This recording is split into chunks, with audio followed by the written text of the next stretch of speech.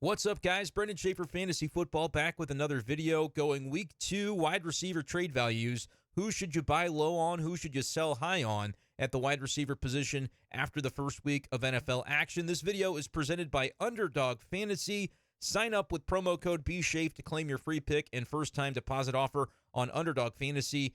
It is a lot of fun to play fantasy sports at Underdog throughout the season, and their pick'em game is where it's at. Pick 2 to 8 stats from your favorite players and choose whether they will go higher or lower than those stats. It really is that easy. And right now, Underdog Fantasy has a great free pick for CeeDee Lamb this week in NFL action. Cowboys receiver CeeDee Lamb, all he's got to do is go higher than 0.5 total yards. And if you guys know football and you know CeeDee Lamb, you know that that's something he is very likely to do on Sunday. So check that out with the free pick on Underdog Fantasy. You've also got a free pick coming your way when you sign up with promo code BSHAFE.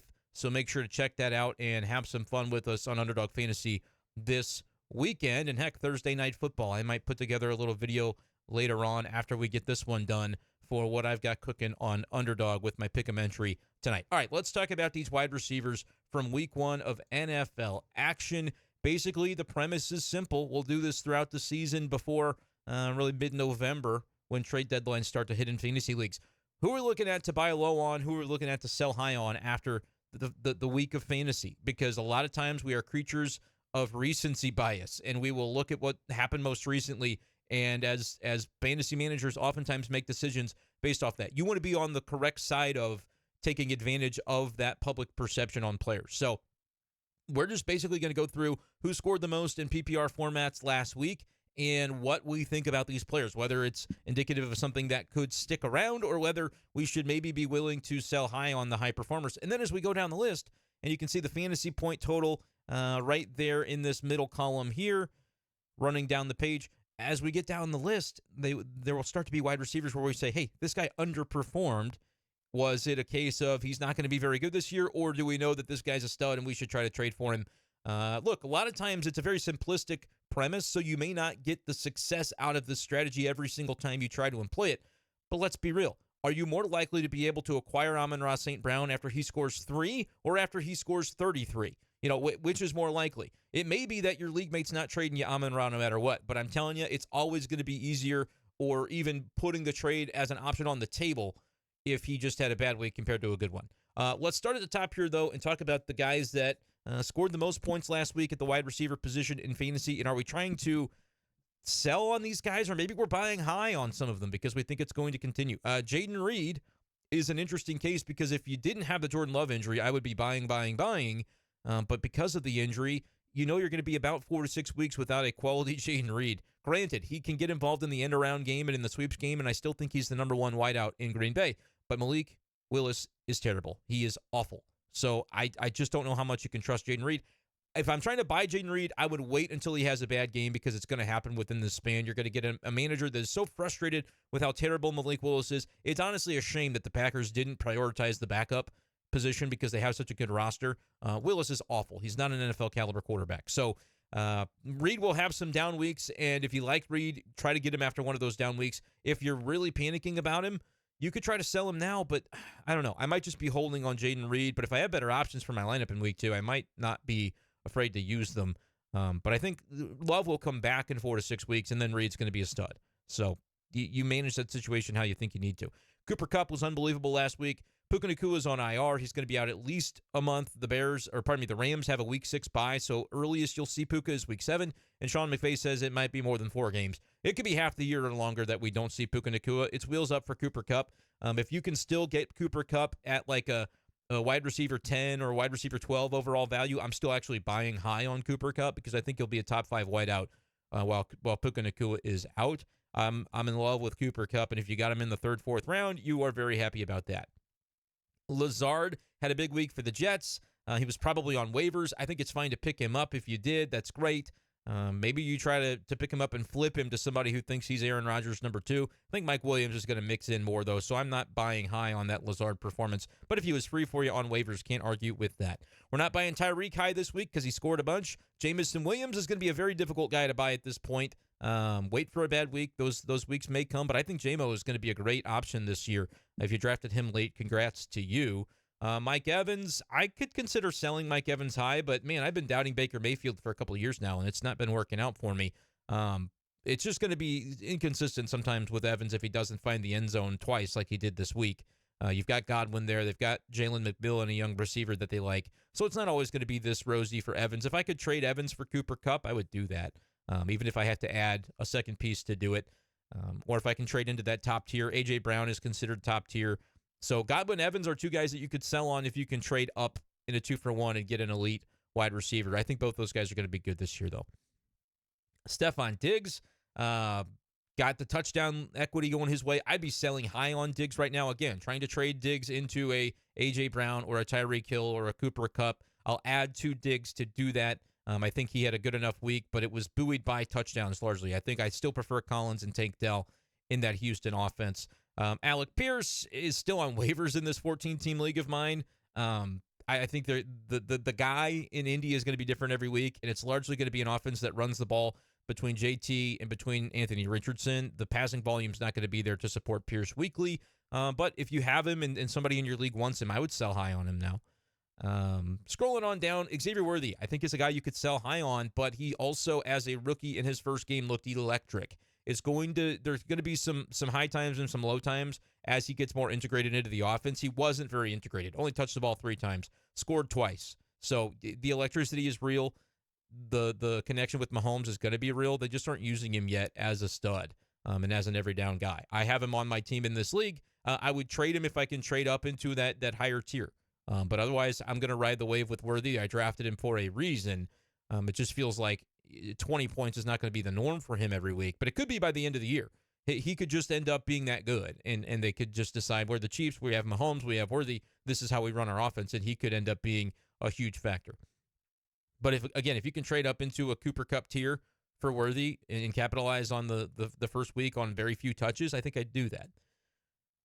Let's check out Rashee Rice. I think you can almost still buy Rashee Rice because he was outscored by Worthy and didn't find the end zone. Imagine this line, though, for Rice if he scored a touchdown. Same thing for Nico Collins. I'm buying on both Rice and Collins because they're just below that tier of fantasy production last week where you might still be able to get them, but I doubt it. It's going to be difficult. Debo is a guy I'd sell on, but you got to like the involvement in the rushing game and the passing game as a receiver. I think Debo's who I'd rather have than Brandon Ayuk in that Niner offense. But with McCaffrey in there, would they use McCaffrey more in the passing game, and that could siphon away some targets from Debo? Potentially. But we may still see another week without CMC.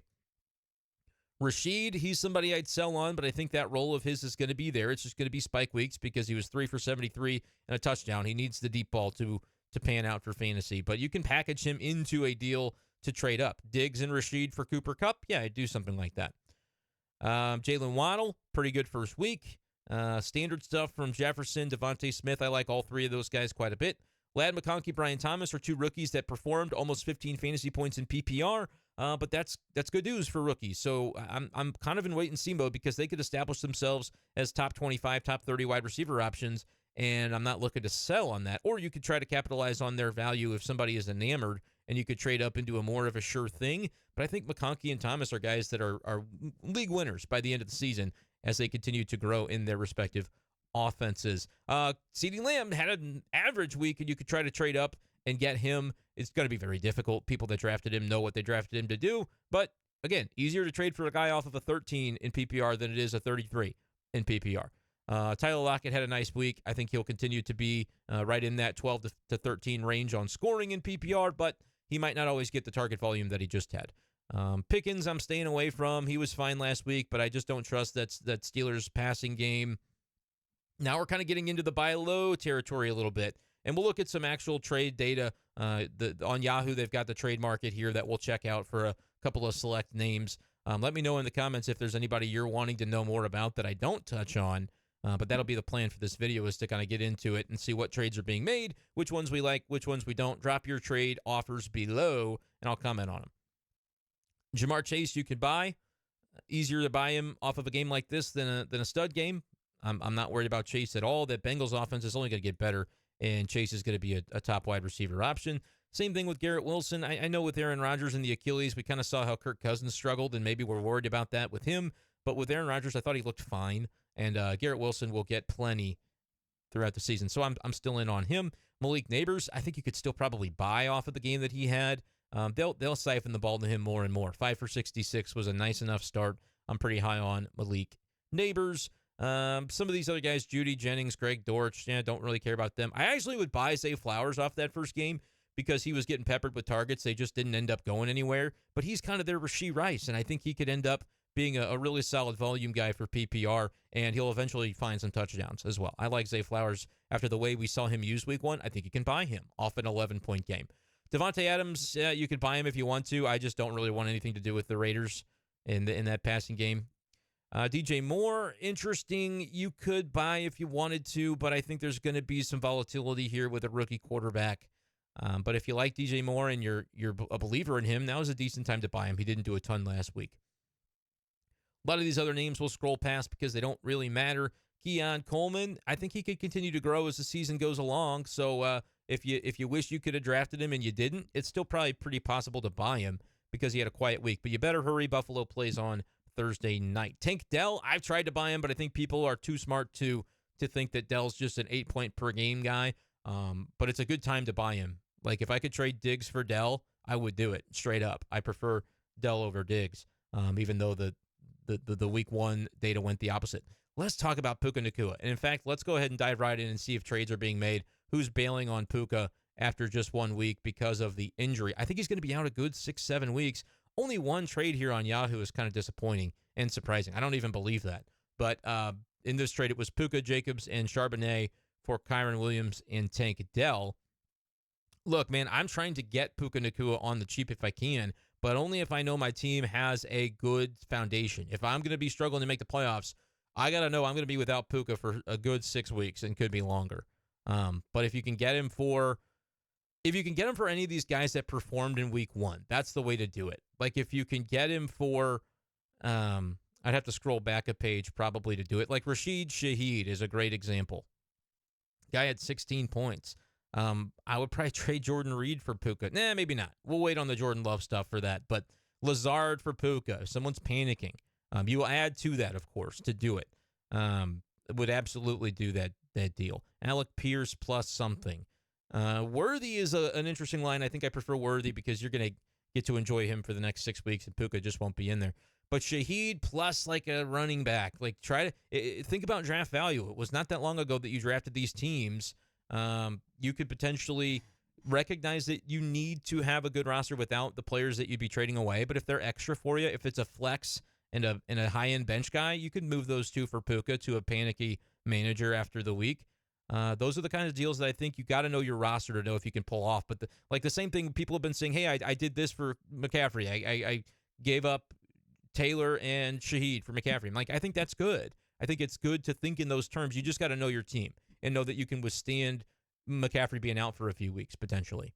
Same thing with Puka, and you know more concretely he is going to be out for 4 to 6, maybe longer, because he is officially on IR. All right, other buy lows. Not really Ridley for me. I don't really trust what I saw from Will Levis, but, if you like Ridley, you can certainly get him right now. Michael Pittman is interesting. I think it'll be better days ahead for Pittman, but there will be days like this because, like I said, that Indy passing volume, you can't really know for sure what you're going to get. Let's take a look at the trade market on Michael Pittman because that is an interesting one. Good. We've got a full slate of trades. I just don't believe that only once has Puka been dealt in Yahoo the last day. I just don't believe that. Pittman for Dell. I think I prefer Dell on that one. Pittman for Likely and Brian Thomas. Look, I think those are two managers that know what they're doing. Likely I'm into.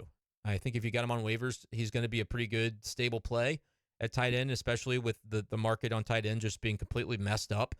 We all spent up to get elite tight ends, and there were none of them week 1 except for Likely, who is probably on waivers. And then Brian Thomas, I think if you're lacking depth and you really want to, if you punted tight end or if you spent up on it, but you're not trusting the guy you had, Likely and Thomas is a good return for Pittman because I don't think Pittman's going to be any less volatile than Thomas. I think they'll both have volatility. So I don't mind that. Normally I'm on the one side of a 2-for-1, but here I think the value of these two players matches up what you're dealing with in Michael Pittman. And I think that's a fair way to go about it if you want to add some depth to your team. Pitman and Jeff Wilson for Higgins. I actually prefer the Pitman side there. I think Pitman and Higgins are about the same, and I like a flyer on Jeff Wilson. Pitman for Likely straight up. That I'm on the Pitman side on that one. But I could be wrong. Likely could just be a dude this year. They don't have a ton of great receivers in Baltimore, and he can perform as another receiver, as he showed on last Thursday night. Pitman and Ferguson for Kincaid. I actually think that's fine. I think he's gonna bounce back here tonight. And if you have a good wide receiver core, you've upgraded from Fergie to Kincaid, I think that's fine. But you could end up losing on that one if Kincaid doesn't play more snaps. He's kind of splitting with Dawson Knox more than I prefer. This one's a good example of a 2-for-1 where you get the one and you're better for it. Shaheed and Moss for Pitman, easy. That's a dunk to me. Those are the kinds of 2-for-1s we like to see. Two guys that weren't as highly drafted. Only 1 week has passed. You got the higher drafted player. Nobody in it is hurt. You just got the guy that is the best player. I like that one in buying Pitman. Keenan Allen dealing with a heel, wasn't high on him anyway, but Odunze is hurt, so you might be able to buy Keenan Allen right now. He'll probably play. The Bears need him to play. Metcalf is a buy. Look, there'll be volatility, but he's not going to only go 5 points per week. Like, he's going to do better than he did in that game against Denver. Week 1's weird, man. Throughout the NFL, more rushing success than passing success. So we talked yesterday, not a lot of buy lows at running back. There are plenty at receiver. Ayuk is a buy low. I think Debo is who I'd rather have, but if you can, again, Shaheed is a good guy to sell high with. Guys like Charbonnet from the running back room, people might go, oh, Ken Walker's hurt, Charbonnet to the moon. It'll probably be for like 1 week, even if it happens. So yeah, trade Charbonnet and Shaheed to get somebody that's a little more locked in, and then use waivers with that extra spot. If you can get Ayuk, do it. If you get Amon-Ra, do it. He's going to be fine. He's going to be fantastic. Just had a bad first week. Christian Kirk, I don't trust him quite as much as some of these other names, but yeah, buy him. He only had 4 points. His managers might be panicking a little bit. I would still be buying JSN, actually. Just didn't do much the first week, but I like him. I liked him 2 weeks ago. Why would I panic right now after just one game? Drake London, that's one that's a little more interesting because if Kirk Cousins isn't fully good to go after the injury, like he just didn't look good, and that's a little bit of a concern, but I think London's going to be okay. But he's more in that London is a little scarier because I was drafting him very, very highly. I have him on several teams, but I'm holding if I have him. So that means try to trade Shaheed and some other bench fodder for him. Zach Moss and Shaheed for London would do it. I would do that combo for all these guys. Olave, who struggled, but he'll be fine. I'm actually going to wait until Odunze is ruled out, and then I'm going to try to buy him because I think Odunze is a guy that by the end of the season, Caleb Williams is a little bit more acclimated. Odunze's healthier, and he's helping win your league. But I have him on this team, so I'm just holding for now. DeAndre Hopkins is a buy to me, actually. And he was not a guy highly drafted, did nothing week 1. But let's see here. Hopkins' role should increase, according to Brian Callahan. That was the head coach of the Titans. Let me see if I can pull this over so you guys can just be able to read this. Basically, he was a full participant in practice. He was dealing with a calf, and now his workload should increase. The question is it going to matter with how bad Will Levis looked? I think Will Levis will look better, but he did not look good week 1. So I would buy Hopkins. But again, you're talking about low-scale guys that succeeded or had some moderate success. Deontay Johnson, you can buy him, but man, the Panthers look bad. So again, you're giving up bench guys for him. You're giving up RB2s for him in PPR. Would I trade Charbonnet for like a Deontay? I think I probably would, but I could see that going the wrong way on you. I would target somebody a little better than Deontay. And then Marvin Harrison Jr., he looked bad. He was slow, but for a guy to be at the turn and then get 4 yards, he's a buy, right? I'm not saying it's not going to be a rocky year. Maybe he should have been like a 5th or 6th round pick. But if I can get someone to truly panic on Marvin Harrison, I'm trading all these names that we've talked about, like the Shaheeds of the world, to get him. Let me throw out, and like Isaiah Likely, it's applicable to him as well. I want to look at some running backs. Just to talk about running backs I would trade for these receivers on buy lows. Madison, of course I would. Rachaad White, I'm trading high, so I would trade Rachaad White for any of these receivers that we talked about. Olave, I would probably do it for Christian Kirk. I would certainly do it for Amon-Ra with a package. I would do it for Marvin Harrison in a package because I think Bucky Irving is going to take over and split that workload with Rachaad White. And if Rachaad White doesn't catch 6 balls, he does nothing. He's just not a good running back. Granted, if you have him, you might just want to hold on because you're in a lot better running back situation than I am in a lot of my leagues. Zach Moss, I would still trade him for any of these wide receivers that we've been talking about. Charbonnet, sure. Justice Hill, package these guys to get a little bit more of a locked-in option. Eckler, like these guys didn't do great week 1, but they did enough where you weren't drafting them highly. Joe Mixon I would trade for. Like, there's a world in which you trade Joe Mixon and Rashid Shaheed this week for Amon-Ra St. Brown. Someone's panic on Amon-Ra. They look at what Mixon did. Mixon won't do that every game, in my opinion. He will fade as the year goes along, in my opinion, as an older running back. I'm not saying it's likely, but there are going to be people who go, man, that's 45 fantasy points that they're trading me for 3 points. I'll do it. I'm saying 10% of leagues, 5% of leagues, but why not ask? Ask once, and then if the guy says buzz off, you buzz off. You don't push it if they're clearly not. But if they go, interesting, and they offer you a counter, now you know you're in. Now you know Amon-Ra is havable for a price. Sometimes they'll just not counter. They'll say, no, I'm not trading you Amon-Ra. And you go, all right, fair enough. But for every 10 times that it happens that you get shut down, there might be one where they counter. And you go, okay, that's at least a window in to a player that just shouldn't be tradable. But he is, because he had a bad first week. Marvin Harrison, same story. So think in those terms. Let me know in the comments what trades you're trying to make this week, and we'll make stuff happen. Once more, I want to tell you about that promo code. Be safe. Sign up for Underdog Fantasy. Let's have some fun on Fantasy tonight with pick'em entries. You get a free pick with CeeDee Lamb higher than 0.5 total yards. So do that. It'll be a lot of fun. Link is in the description for all that, and make sure you check out the channel. Subscribe. I'm really good at ending videos. All right. Peace.